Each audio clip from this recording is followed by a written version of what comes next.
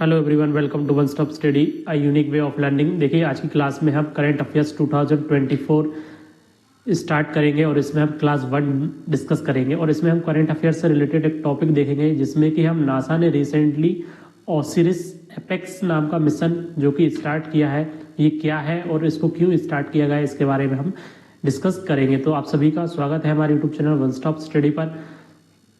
तो स्टार्ट करते हैं हमारी वीडियो को। देखिए, हम बात करें नासा के और ओसिरिस एपेक्स मिशन के बारे में। तो नासा ने एपोफिस क्या है, एपोफिस की हम बात करें तो एपोफिस जो है वो आपका एक एस्ट्रॉयड है, ये जिसको कि हिंदी में क्षुद्र ग्रह बोलते हैं। तो नासा ने एपोफिस के अध्ययन करने के लिए जो है Osiris x mission apex mission को जो है यहाँ पे स्टार्ट किया है। इसका पहले नाम ओसिरिस रेक्स था, जो कि बोनु एस्ट्रॉयड या बोनु क्षुद्र ग्रह पर गया था। तो उसी को यहाँ पे पुनः निर्देशित किया है, जो कि एपोफिस एस्ट्रॉयड का अध्ययन करेगा। अब हम जान लेते हैं कि एपोफिस एस्ट्रॉयड क्यों इतना खास है। एपोफिस एस्ट्रॉयड की हम बात करें तो एपोफिस एस्ट्रॉयड की यदि हम मिस्र की पौराणिक कथाओं में देखें तो एपोफिस को जो है एक सर्प के आकार के देवता के रूप में दर्शाया गया है, जो दुनिया को मिटाने के उद्देश्य से अंधेरे और अवस्था का प्रतिनिधित्व करता है। गॉड ऑफ डार्कनेस, इसको एपोफिस को गॉड ऑफ डार्कनेस के नाम से जाना जाता है मिस्र की पौराणिक कथाओं में। और ये जो आपका एस्ट्रॉयड है एपोफिस, ये क्षुद्र ग्रह जिसका नाम मिस्र के केओस देवता के नाम पर रखा गया है एपोफिस, 13 अप्रैल 2029 को पृथ्वी की सतह से, जो अर्थ है हमारा, अर्थ के एटमॉस्फेयर से अराउंड 32,000 किलोमीटर से ये जो है के एनवायरमेंट से जो है ये एपोफिस एस्ट्रॉयड गुजरेगा। पहले इसके पृथ्वी से टकराने की बात चल रही थी, लेकिन ये अध्ययन के बाद पता चला कि ये टकराएगा नहीं। 32,000 किलोमीटर की जो रेडियस से जब ये गुजरेगा, तो नासा चाहता है कि जब ये यहाँ से गुजरेगा तो ये घटना वैज्ञानिकों के लिए जो आपका एस्ट्रॉयड जो कि एपोफिस एस्ट्रॉयड है, जिसकी की रेडियस व्यास जिसका की डायमीटर व्यास 370 मीटर है, क्षुद्र ग्रह के बारे में मूल्यवान डेटा इकट्ठा करने के लिए नासा के लिए एक बेस्ट अपॉर्चुनिटी होगी। इसीलिए नासा ने जो है ओसिरिस एपेक्स नाम के मिशन को लॉन्च किया है, जो कि इसका मोटिव क्या रहेगा हम वो देख लेते हैं। मोटिव हम देखेंगे, पहले हम देख लेते हैं वेनु छिद्र। देखिए, जो ओसिरिस एपेक्स मिशन है, ओसिरिस एपेक्स मिशन, सबसे पहले एक बात करें हम ओसिरिस रेक्स के बारे में।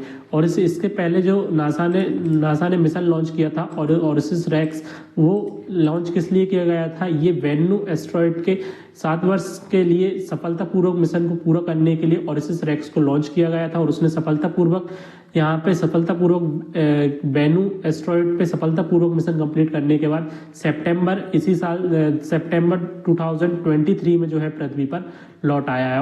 और इसकी एक खास बात है कि लौटने के पश्चात भी जो है इसमें 1/4 ईंधन अभी शेष रहा है, जिससे नासा ने सोचा कि क्यों ना इसको एपोफिस एस्ट्रॉयड जो कि 13 अप्रैल 2029 को 32,000 किलोमीटर की रेडियस 32,000 किलोमीटर के रेडियस में जो है एनवायरमेंट अर्थ के पास से फ्लो होगा, उससे इसे फिर से लॉन्च करने के लिए यहाँ पे चौथा ईंधन शेष रहे, जिससे नासा को एपोफिस के साथ मुलाकात करने के लिए इसको फिर से नाम देकर ओसिरिस रेक्स को ओसिरिस एपेक्स नाम देकर जो है फिर से लॉन्च किया गया है। हम बात करें ओसिरिस एपेक्स का फुल फॉर्म क्या है, तो ओसिरिस एपेक्स की हम बात करें तो O4 ओरिजिन है, S4 आपका स्पेक्ट्रल, I4 इंटरप्रिटेशन, उत्पत्ति, हिंदी में हम ओरिजिन को उत्पत्ति, इसके बाद स्पेक्ट्रल इंटरप्रिटेशन, वर्णक्रमीय व्याख्या, रिसोर्सेस, R से रिसोर्सेस एंड I से आइडेंटिफिकेशन एंड S से सिक्योरिटी, और AP से आपका हो जाएगा एपोफिस और EX से हो जाएगा एक्सप्लोरर। तो ये ओसिरिस एपेक्स का फुल फॉर्म है, जिसको कि आपको याद रखना है। तो ये ओसिरिस रेक्स का ही नाम बदलकर जो है ओसिरिस एपेक्स किया गया है। और अंतरिक्ष यान एपोफिस और जो आपका एस्ट्रॉयड है एपोफिस, उसका पता लगाने के लिए जो है इसको $2000 मिलियन के खर्च से जो है ओसिरिस एपेक्स मिशन को नासा ने स्टार्ट किया है। इसका मोटिव क्या है?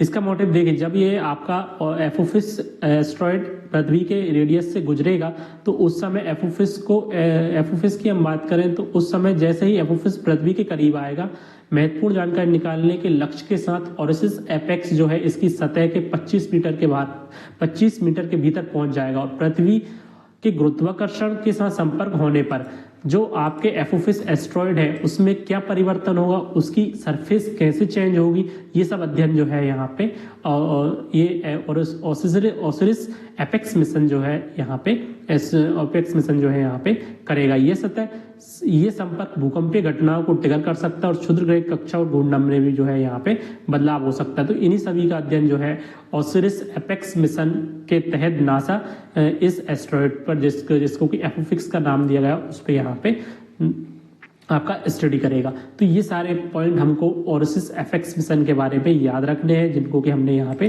डिस्कस किया। इससे रिलेटेड हम ऑब्जेक्टिव क्वेश्चन की बात कर लें, करंट अफेयर से रिलेटेड जो ऑब्जेक्टिव क्वेश्चन बन सकता है वो ये बन सकता है नासा के ओसिरिस एपेक्स मिशन का प्राथमिक उद्देश्य क्या है?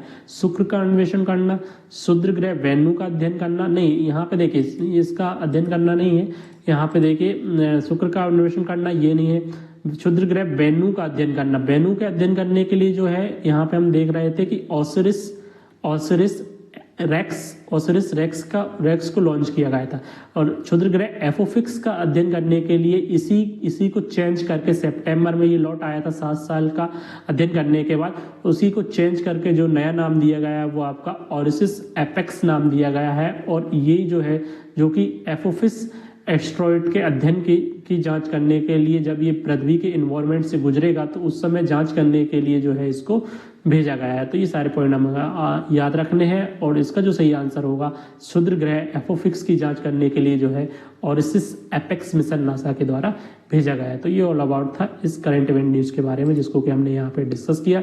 यदि आपको वीडियो चला तो आप हमारे YouTube channel one stop study को सब्सक्राइब कर ले, साथ बेल आइकन को प्रेस कर ले जिससे कि जब भी नई वीडियो लेगा आपको नोटिफिकेशन मिल जाएगा। Thanks for watching, thank you.